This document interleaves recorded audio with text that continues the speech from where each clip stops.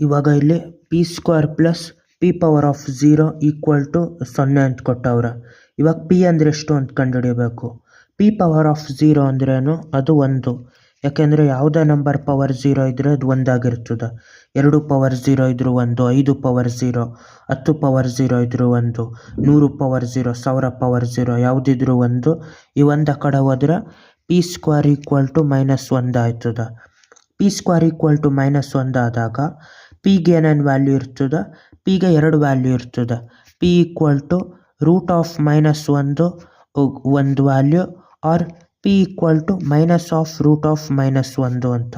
ಯಾಕೆಂದರೆ ಇದನ್ನು ಸ್ಕ್ವೇರ್ ಮಾಡಿದ್ರು ಸ್ಕ್ವೇರ್ ರೂಟ್ ಹೋಗಿ -1 ಉಳಿತದೆ. ಇದನ್ನು ಸ್ಕ್ವೇರ್ ಮಾಡಿದ್ರು -² ಪ್ಲಸ್ ಆಗಿ ಸ್ಕ್ವೇರ್ ರೂಟ್ ಹೋಗಿ ಅದರಲ್ಲೂ -1 ಉಳಿದಿರ್ತದೆ.